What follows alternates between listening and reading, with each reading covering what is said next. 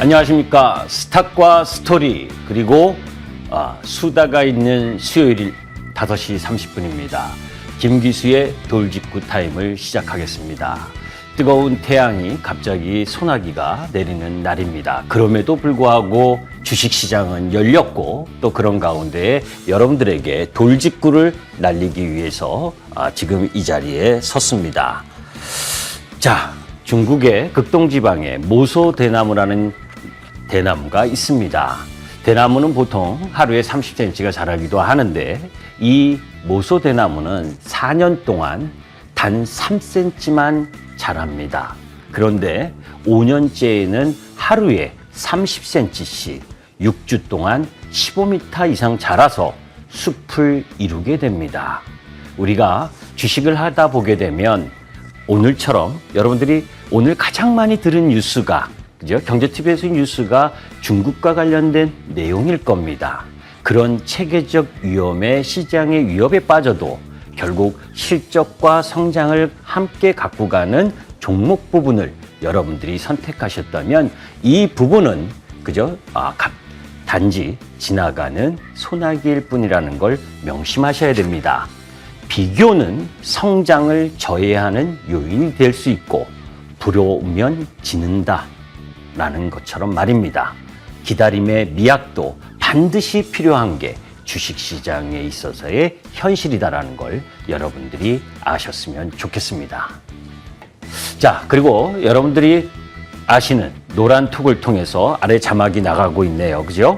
문자로 샵 0988을 누르시고 김기수 이렇게 보내주시거나 하단 자막에 있는 오른쪽 QR코드를 찍으시면 바로 참여하실 수 있습니다. 그럼 잠시 후에 저 김기수와 본격적인 돌직구 쇼를 진행하도록 하겠습니다.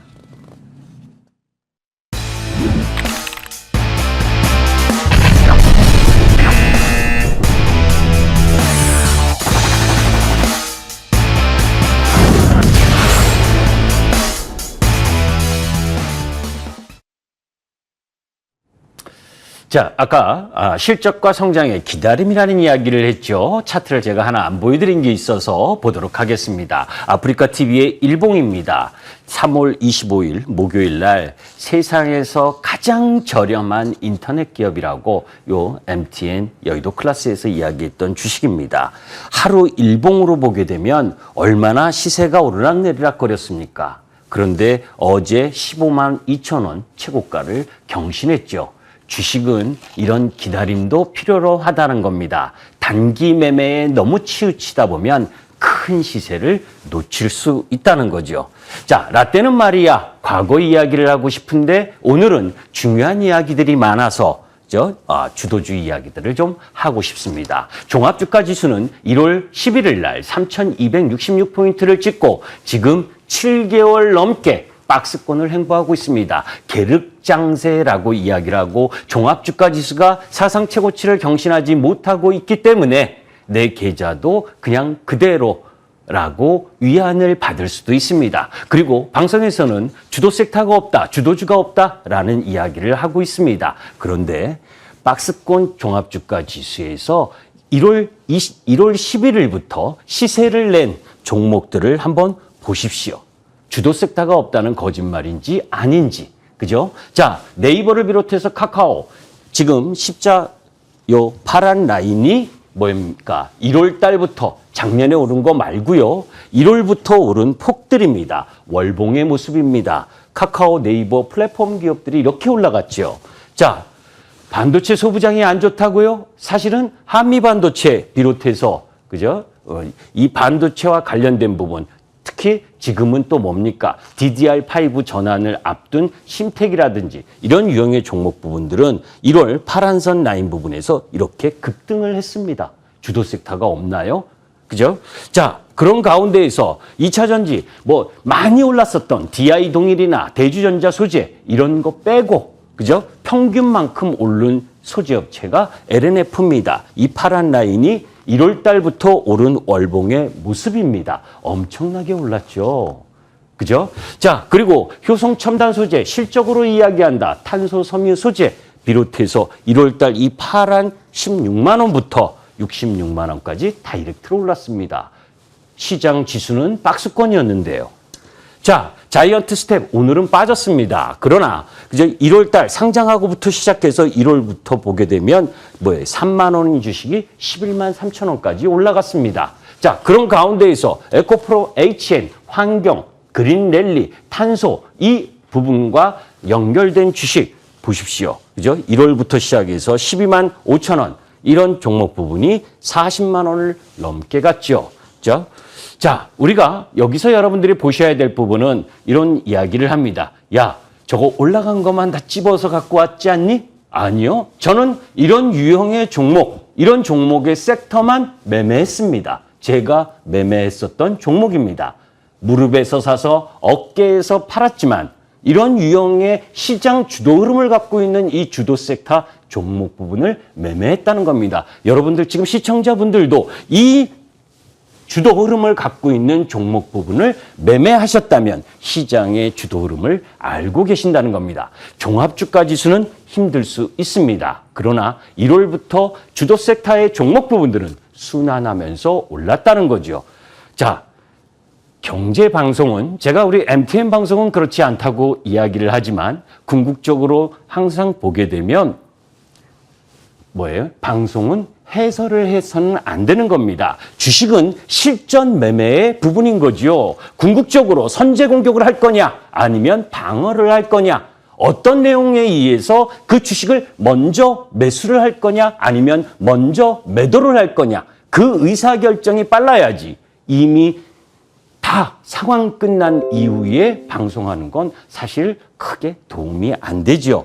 자, 그 이후에 이런 유형의 종목 부분들이 상승하고 나서 신규 IPO를 진행했었던 종목들 1월 달부터 7월 달까지 신규 IPO를 진행한 종목 중에서 고점 대비 반토막이 났었던 종목 중에 시세를 펼쳐지고 있는 부분이죠. 아모센스, 오비고, 오로스 테크놀로지, 사이버 모빌릭스, 엘브리스 이런 종목 부분들 이해도 많습니다. 이런 유형의 종목 부분들이 시장의 성격에 맞춰서 움직여지는 겁니다. 이런 유형의 종목 부분도 자세한 설명은 유튜브를 통해서 이미 올려져 있는 내용이니까 참고하셨으면 좋겠고 핫 이슈에 대해서 여러분들께 말씀드리도록 하겠습니다. 자, 내일이면 FOMC의 결과가 나옵니다. 그죠? 여러분들도 알고다시피 그리고 또 모두 다가 예상하다시피 그 이야기는 거기서 격이 아니겠습니까? 그죠? 델타 변이 확진 이런 부분들이 증가하고 있는 가운데에서 금리 인상 테이퍼링과 관련된 이슈를 크게 확대할 이유도 없고 그런 정책적 흐름 부분을 가질 이유도 아니기 때문에 오늘은 FOMC 회의에 대한 이야기는 여러분들이 생각하는 만큼 정도의 이야기일 것이다 라고 이야기를 하면서 넘어가도록 하고 지난번에도 3주 전이었죠. 그죠? 주시장 리스크 오프 3가지 배경이 있다. 3가지. 그 3가지가 금방 끝나는 부분은 아니다. 그죠? 그 3가지 중에 뭡니까? 델타 변이, 람다 변이 확진자.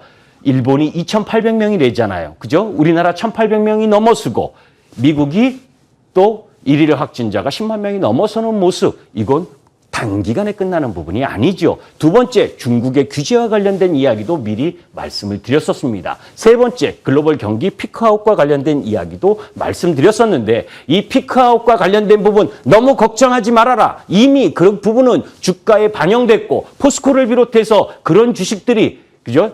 5월 초에 고점을 찍고 2달 반 동안 조정을 보였고 120일 이평선 라인 부분에선 반등이 들어올 수 있는 위치에 다 놓여져 있기 때문에 그죠? 그런 이 경기 정점에 대한 논란 부분을 너무 확대 해석하지 말라는 말씀 기억하셔야 됩니다. 자, 그런 가운데 델타 변이 바이러스 확산 맞습니다. 차트 한번 보도록 합니다. 신규 확진 파란색 미국 코로나 신규 확진자 늘어나는 거 맞죠? 중요한 건 그 늘어나는데 사망자 수가 그렇게 크게 증가하지 않는다. 이거 뭡니까?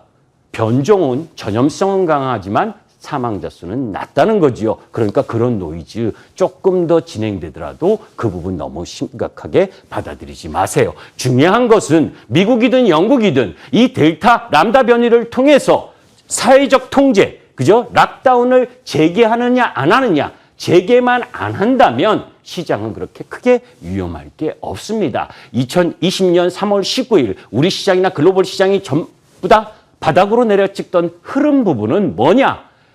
들어보지도 못한, 보지도 못한, 생각지도 못한 코로나19가 오면서 그죠? 그 전염력이 강하기 때문에 경제 봉쇄를 했잖아요. 그죠? 그런데 영국이 봉쇄 안 하고 독감처럼 너와 나 같이 이제 공존하는 흐름으로 가겠다라고 한 것처럼 봉쇄 부분은 크게 가지 않을 거다. 썼다 마스크 이 정도 라인이라고 봅니다. 그렇기 때문에 확대 해석할 필요 없습니다. 자, 그런 가운데 저는 방송을 보면서 기가 막히고 또 이상했습니다. 자, 홍콩 지수와 홍콩 H지수의 일봉입니다. 여러분들 홍콩 H지수가 오늘 급락했나요? 오늘 급락한 거 아닙니다. 이미 그죠? 작년 12월부터 추세적으로 하락하고 있었을 뿐입니다. 그런데 동시다발적으로 경제방송들은 어제 저녁부터 미국 나스닥이 하락하면서 그죠? 홍콩의 급락을 확대하고 침소봉대하고 있습니다. 자, 떨어지면 떨어진 이유가 있는 거죠. 그죠? 자, 그런 가운데에서 미국에 상장되어 있는 바이두 기업, 그죠? 바이두 기업은 중국 포털 사이트 1위 기업입니다. 그런데 이미 홍콩 H지수와 함께 급락을 하고 있었죠. 사실 작년에 홍콩의 국가보안법, 그죠? 국보법이 통과되면서 중국과 미국 이 부분에 있어서의 체제 전쟁이 시작됐고 그 속에서 중국이 미국에 상장되어 있는 중국 기업들에 대한 규제 이런 부분들 더 나아가서 상장 폐지시키려고 하는 부분 왜 자기네 입맛에 안 맞으면 그게 공산당의 특색 아닙니까? 그죠?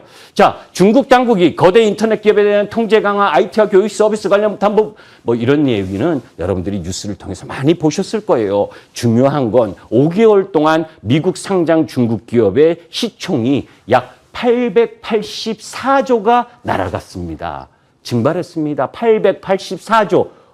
도대체 얼마나 되는 거야? 저도 잘 감이 안 옵니다.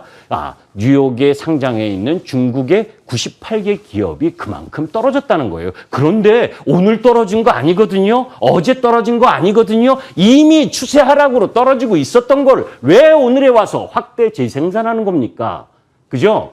자, 그 부분은 관련돼서 그 부분에서 하나 아쉬운 부분은 이거죠. 셔먼이 중국 고위급 회담을 월요일부터 했는데 거기에 진전이 없었죠. 진전이 없는 가운데에서 외교부장이 이 세 가지 마지노선을 이야기를 했습니다. 그죠? 하나, 중국의 사회주의 길과 제도에 대한 전복을 시도하지 말라. 중국의 발전 과정을 방해하거나 중단시키려 말라. 중국의 국가 주권과 영토를 침범하지 말라. 대만으로 들어오지 말라 이야기지요. 그 이 이야기가 뭡니까? 결국 나 굳건하게 사회주의 체제 노선을 가는데 방해하지 말아달라라는 이야기입니다. 결국 장기 집권 체제로 가려고 하는 중국과 미국의 싸움 속에서 나온 부분이기 때문에 그러한 영향 때문에 어때요? 우리나라 기업들이 삼성전자가 실적이 좋아도 못 움직이고 초대형주들은 움직이지 못하는 과정이다. 그런데 그것만 나쁜 것만 있나요? 사실은 그렇게 큰 기업의 부분에 있어서 안 좋은 부분도 있지만 궁극적으로 그죠? 중국에 있어서 중국과 미국의 관계 악화 이 부분 때문에 리쇼링 되는 기업 흐름 부분 그런 부분들 아까 여러분들 보시면 한미반도체라든지 그런 특화를 받을 수 있는 부분들은 올라가고 있다는 겁니다. 자, 그런 부분들을 여러분들이 고민하면 중국과 관련된 부분 이거 너무 확대 해석하지 말라. 미국 시장은 6거래일 동안 상승을 했습니다. 그리고 내일 FOMC 회의 결과가 나옵니다. 그러면 6거래일 동안 상승한 이후에 그죠? 중요한 통화 정책을 발표할 텐데 거기서 주시장의 중요한 유동성을 잴 거냐 아닐 거냐 여러 가지 이야기가 나올 수 있는 상황 속에서 또 올라갑니까? 그죠?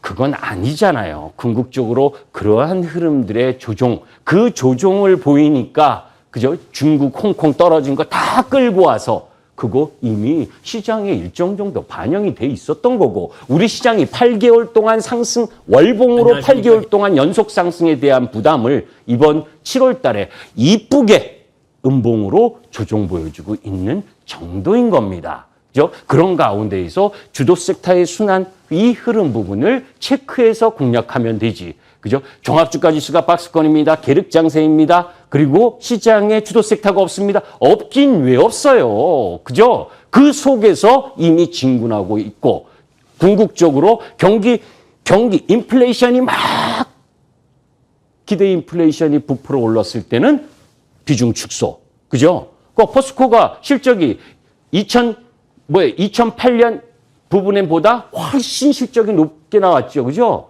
영업이익이 그때보다 더 높아요. 그런 부분이 121이평선까지 2개월 반 동안 조정을 보였다면 그때부터는 매수죠. 그죠? 자, 그 부분 속 그뿐만이 아니라 성장 섹터의 종목 부분이 에베레스트산을 올라가는데 중간중간 쉬었다 가고 중간중간 또 기간 조정과 가격 조정을 펼치면서 가는 겁니다.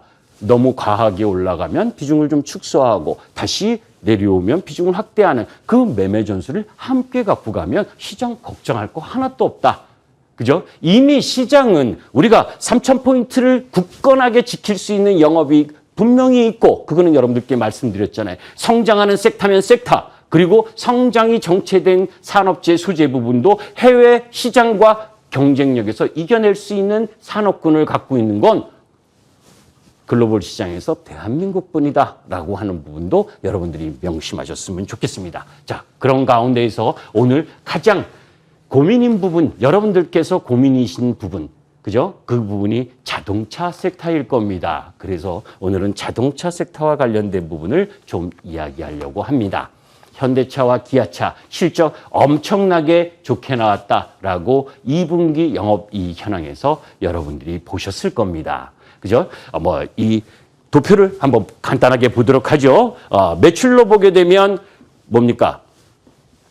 현대차 2020년 대비 2020. 근데 2020년과 비교하는 건 좀 아니죠. 그죠? 2020년은 코로나의 직격탄을 받았을 때니까. 여하튼 7년 만에 1조 8천억 원 매출을 돌파했고 또 기아도 1조 4,872억 원의 분기 최대 실적을 보였습니다. 사실 2020년과 비교하는 실적은 크게 의미가 없습니다. 사실 그때는 가장 어려웠던 순간이니까 그 종목 기업 부분이 역대 어떤 실적의 추이를 갖고 왔고 가장 좋았을 때보다 더 높은 매출과 영업 실적을 기록하고 있느냐 이게 더 중요한 거죠. 올해 4분기까지 차량 연번대체가 좀 부족하고 하다 이야기를 하지만 1, 4분기, 2, 4분기는 안 부족했습니까? 까놓고 얘기해서 그죠? 그런 거 다 딛고 그럼 환율 영향 환율이 조금 올라가면 좋고 나쁘고 이거 1,150원 라인 부분 놓고 여기에서 제가 조금 여기 이 화면과 이 부분이 있는데 자 최근 연간 실적을 보게 되면 지금 현대차의 실적 부분에 있어서 올해 예상하는 게 어딥니까? 117조 매출의 영업이익이 7조 2,500억 정도를 예상을 하고 있습니다. 그죠? 이 부분은 외워야 돼요. 그래서 이제 이 중요한 부분. 그러면 2012년 5월 2일 날 현대차가 27만 2,500원 이게 최고점이었습니다. 자, 2012년 실적과하고 비교하는 겁니다. 2012년에 매출액이 84조 그리고 영업이익이 8조 4천억 2013년 실적이 매출이 87조에 영업이익이 8조 3천억 이때 27만 2,500원이 최고점이었습니다. 그죠? 자, 그러면 2021년 예상이 매출은 117조, 매출은 84조에서 엄청나게 증가를 했죠. 그런데 영업이익은 7조 2,500억. 그죠? 이때보다 영업이익이 어떻습니까, 여러분들? 삼성전자하고 비슷하죠? 그죠? 영업이익이 못한 겁니다. 그죠? 그러니까 주가 부분은 이걸 차트 흐름으로 연봉입니다. 2012년 매출보다는 지금의 매출 더 높지만 영업이익 측면에서는 그때보다 적잖아요. 1조 정도가. 그러니까 27만 2,500원 이 고점 이 부분을 30만 원을 돌파하기가 지금 힘들어하는 모습인 거죠. 당연한 거 아니겠습니까? 그죠? 그 외의 변수까지를 고려하지 않고 연도별 실적, 여기에 뭐 도시 모빌리티라든지 앞으로 진행하는 수소 뭐 이런 부분들 뭐 이것까지를 염두에 둔다면 더 가치를 부여해야 되는 건 분명합니다. 저는 여러분들에게 현대차가 더 나은지 기아가 더 나은지 이 두 개의 관점에서 여러분들이 선택하시라고 분석을 해드리는 겁니다. 자, 그러면 기아의 실적 부분을 한번 보도록 하겠습니다. 기아는 2021년에 70조의 매출과 지금의 추세대로 가면 영업이익이 5조가 넘어가서 많게는 6조 정도 나올 가능성이 있습니다. 이거를 한번 보도록 하죠. 기아 2012년 5월 2일 날 현대차와 기아차가 2012년 5월 2일 날 같이 고점이 나왔습니다. 그때 고점이 기아가 84,800원으로 최고점이었거든요. 84,800원. 이때 2012년 실적이 매출액 47조 2,500억, 영업이익이 3조 5천억입니다. 그죠? 2013년 매출이 47조 5,900억, 영업이익이 3조 177억. 그런데 올해 예상이 매출액이 약 70조에 영업이익이 5조 2천억 정도. 자, 그러면 2012년에 가장 높았었던 주가가 얼마? 84,800원. 그죠? 그 84,800원 연봉입니다. 이때보다 매출도 훨씬 증가하고 영업이익도 3조대 초중반에서 지금 5조가 넘어가고 있다. 여러분들 같으면 현대차와 기아 어느 종목을 선택하시는 것이 더 낫다고 보십니까? 종목마다의 여건은 조금 틀릴 수 있습니다. 그런데 저는 기아가 너무너무 싸 보인다. 그죠? 기아가 너무너무 싸 보이지 않습니까? 선택의 몫은 시청자 여러분들의 몫입니다. 그러나 전체적인 시장의 여건, 흐름들 속에서 형만한 아우 없다고 멸시받던 기아가 이제는 형과 대등한 흐름의 모습으로 진군하고 있다는 걸 표시해 주는 게 매출과 영업이익의 성장이라고 봅니다. 지금 이 오늘의 가격 라인에서 여러분들이 두려워할 이유가 없다라는 말씀드립니다. 자, 그런 가운데에서 매번 가지고 오고 여러분들에게 소개를 못 드렸던 부분입니다. 전체적으로 항상 여러분들이 습관화돼야 된다. 그냥 제가 이야기하는 종목을 듣고 매매하기보다 시장에서 어떤 주도 흐름들을 보여주고 있는 섹터와 종목이 있는지, 그리고 그러한 부분들이 동시효과 부분에 있어서 어떠한 기술적 흐름의 매매 찬스를 제공하는지 이런 부분들을 공부하실 필요가 있다라는 부분입니다. 자, 숨가쁘게 달궈왔습니다. 그죠? 여기에 사실 자세한 내용 이런 부분들은 조금 있다가 6시 10분에 이거 이제 끝난 이후에 그죠? 저도 여러분들에게 궁금한 거 또 여러분들도 저와 소통을 통해서 정말 주도 섹터 매매 흐름 부분들을 어떻게 가져가야 되는지 이미 지난주에 제가 오늘 메타버스 쪽 라인 부분은 월요일 부분에 매도하셔야 된다라는 이야기도 말씀을 드렸었죠. 그러니까 그러한 상세한 내용은 이 TV로 이야기하기가 어렵습니다. 궁극적으로 시장의 변화하고 섹터의 변화, 그 속에서 일정 정도는 예측의 영역이고 일정 정도는 대응의 영역인 겁니다. 이런 부분들에 대한 공부를 게을리하신다면 그죠? 주식시장에서 수익 나기 어려운 겁니다. 2020년은 그죠? 주식시장이 좋았기 때문에 수익 난 거지 우리가 잘해서 수익 난 것이 아니다. 지금은 그런 상황 속에서 김기수의 돌직구 타임 그리고 그 속에서 여러분들과 함께 소중한 내용을 함께 보도록 하겠습니다. 감사합니다.